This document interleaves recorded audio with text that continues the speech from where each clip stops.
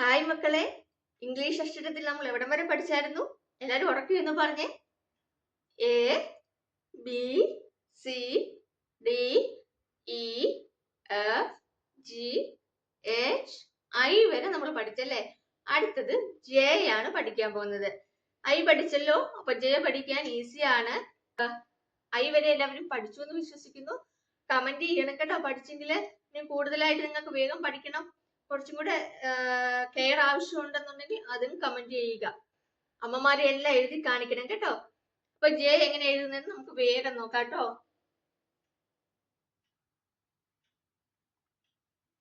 ഇതാണ് ജെ. ഇതെന്താണ്?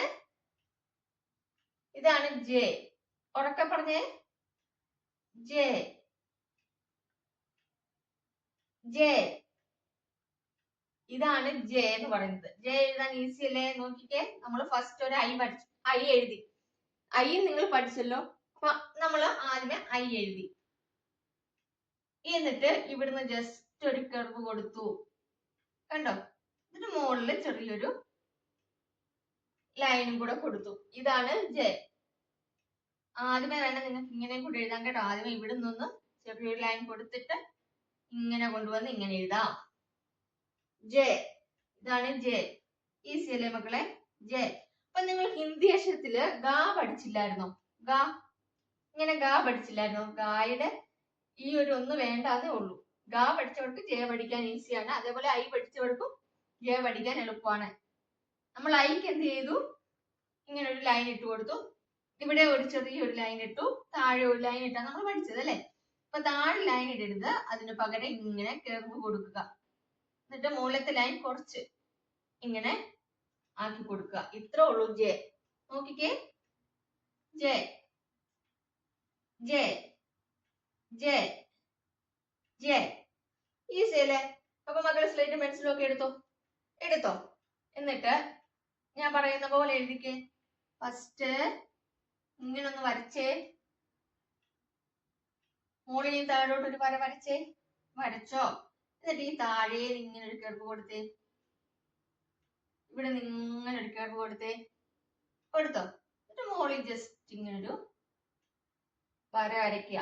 ഇവിടുന്ന് അങ്ങോട്ടൊരു വര വരയ്ക്കുക. ഇത്രേ ഉള്ളൂ മക്കളെ ജെ. നിങ്ങൾക്ക് വേണമെങ്കിൽ ഫസ്റ്റ് ഇതാ ഇങ്ങനെ എഴുതാം. ഇങ്ങനെ എഴുതിയിട്ട് ഇതാ ഇവിടെ ഒരു വര വരച്ചാൽ മതി. അല്ലെങ്കിൽ ഒരു വര വരച്ചിട്ട് വേണമെങ്കിലും നിങ്ങൾക്ക് ഇങ്ങനെ എഴുതാം. മക്കൾക്ക് ഏതാണ് എഴുതാൻ എളുപ്പം അത് നിങ്ങൾ ചൂസ് ചെയ്യുക കേട്ടോ. നോക്കിക്കേ, ഞാൻ നിങ്ങളെ കാണിക്കാൻ വേണ്ടിയിട്ടാണ് ഇങ്ങനെ കൈ എടുത്തെടുത്ത് കാണിക്കുന്നത്, ഇങ്ങനെ എടുത്ത് കാണിക്കുന്നത് കേട്ടോ. അല്ലെങ്കിൽ നമ്മൾ ആ വരയിൽ കൂടെ തന്നെ പെട്ടെന്ന് ഇങ്ങനെ കർവ് വരച്ചു കൊടുക്കണം കേട്ടോ. ഇത് മക്കൾ പഠിക്കാൻ വേണ്ടിയിട്ടാണ് ഞാൻ കൈ എടുത്തെടുത്ത് കാണിക്കുന്നത്. നോക്കൂ, ഇവിടുന്ന് നമ്മൾ ഇവിടെ ഇങ്ങനെ ഒരു വര ഫസ്റ്റ് വരച്ചു, ഇവിടുന്ന് ഒരു കർവ് കൊടുത്തു, മുകളിലൊരു വര വരച്ചു. അത്രേ ഉള്ളൂ മക്കളെ. നോക്കൂ, ഇവിടുന്ന് ഒരു വര വരച്ചു, ഇങ്ങനെ ഒരു കർവ് കൊടുത്തു. അല്ലെങ്കിൽ ഇങ്ങനെ ഒരു വര വരച്ചൊരു കർവ് കൊടുത്തിട്ട് മുകളിലൊരു വര വരയ്ക്കാം. എങ്ങനെ വേണേലും ചെയ്യാം. നിങ്ങൾ എഴുതുമ്പോൾ 4 വര ബുക്കിൽ നമുക്ക് എഴുതുന്നത് എങ്ങനെയാണെന്നൊക്കെ കാണിച്ചു തരാം കേട്ടോ. കണ്ടോ, ജെ എഴുതാൻ ഈസി അല്ലേ മക്കളെ? നോക്കിക്കേ, ഇത്രേ ഉള്ളൂ മക്കളെ.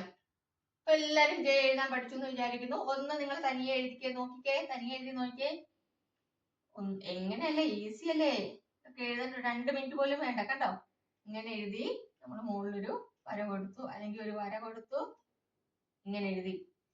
എങ്ങനെ വേണമെങ്കിലും നിങ്ങളുടെ താല്പര്യം എങ്ങനെയാണോ, നിങ്ങൾക്ക് പഠിക്കാൻ ഈസി, എഴുതാൻ ഈസി എങ്ങനെയാണോ അതേപോലെ എഴുതി പഠിക്കുക. അപ്പൊ നമ്മൾ പഠിക്കുമ്പോൾ ഉറക്കെ പറഞ്ഞു പഠിക്കണം.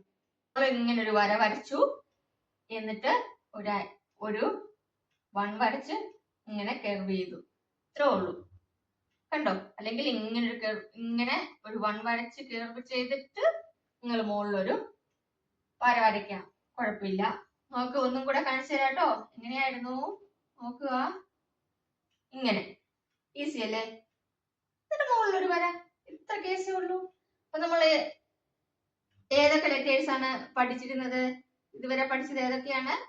A B C D E F G H I. ഇപ്പൊ പഠിച്ചത് എന്താ മക്കളെ? ജെ.